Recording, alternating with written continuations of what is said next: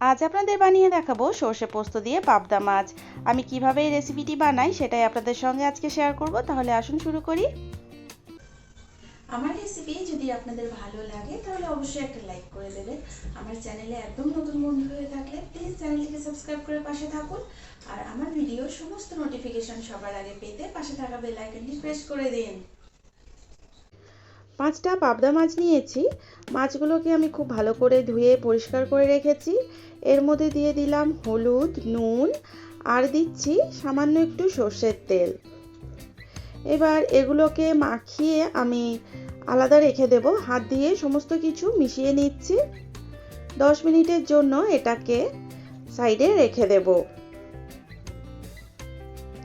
এবার সর্ষে আর পোস্তর একটা মিহি পেস্ট বানাবো। তার জন্য আমি একটা বাটির মধ্যে 1 টেবিল স্পুন সাদা সর্ষে, 1 টেবিল স্পুন পোস্ত আর হাফ টেবিল স্পুন কালো সর্ষে নিয়েছি। এবার মিক্সিং জারের মধ্যে দিয়ে প্রথমে এটাকে জল ছাড়া পাউডার বানিয়ে নেব। খুব ভালো করে এটাকে বেটে আমি পাউডার বানিয়ে নিয়েছি। এর মধ্যে দিয়ে দিলাম পরিমাণ মতো নুন, একটা কাঁচা লঙ্কা আর 2 টেবিল স্পুন মতো জল। তবে ঝালটা আপনাদের যেরকম পছন্দ সেরকম দেবেন। এবার এটাকে মিহি পেস্ট বানাবো। প্রথমে সর্ষে আর পোস্তটাকে গুঁড়ো করে নেওয়ার পর জল দিয়ে এটাকে পেস্ট বানালে পেস্টটা খুব স্মুথ হয়। এবার একটা ফ্রাইং প্যান বসিয়ে দিয়েছি গ্যাস ওভেনে। দিয়ে দিলাম হাফ কাপ মতো তেল।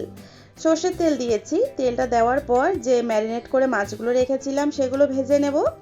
প্রথমে 3টে মাছ ভেজে নেব, তারপর বাকি যে 2টো মাছ আছে সেই 2টো ভেজে নেব। মাছটা প্রথমে একটা সাইড হয়ে গেলে উল্টে নিয়ে আরেকটা সাইড ভেজে নেব। আর এই সময় গ্যাসের ফ্লেম মিডিয়ামে আছে, তবে মাছটা তোলার সময় গ্যাসের ফ্লেমটা লো করে দিয়েছি।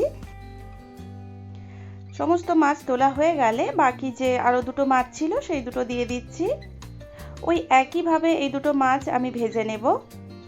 আর দেখুন, সর্ষের তেল দিয়ে ম্যারিনেট করার ফলে মাছগুলো কিন্তু ফাটেনি। এবার এই 2টো মাছও আমি তুলে নিলাম। এবার ওই তেলের মধ্যেই দিয়ে দেব সামান্য একটু হলুদ গুঁড়ো। আমি হাফ টিস্পুন মতো হলুদ গুঁড়ো দিয়েছি। দেওয়ার পর গ্যাসের ফ্লেমটা একদম লোতে করে আমি বেটে রাখা সর্ষে পোস্তটা দিয়ে দিলাম। মশলাটা যাতে পুড়ে না যায় তাই জন্য সামান্য একটু জল দিয়ে দিলাম।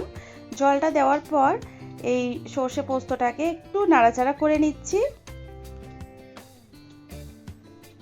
মশলাটা যখন ফুটতে শুরু করবে তখন এর মধ্যে দিয়ে দেব আগে থেকে ভেজে রাখা মাছগুলো।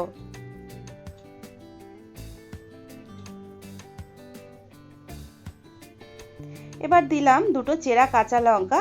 ঢাকা দিয়ে 2 মিনিটের জন্য হতে দেব। আর গ্যাসের ফ্লেমটা এই সময় লোতে আছে। 2 মিনিট হয়ে গেছে। গ্যাসের ফ্লেম অফ করে দিলাম, ঢাকা খুলে নিয়েছি। উপর থেকে একটু ধনেপাতা কুচি ছড়িয়ে দিয়ে গরম গরম ভাতের সঙ্গে পরিবেশন করুন। আশা করছি ভীষণ ভালো লাগবে।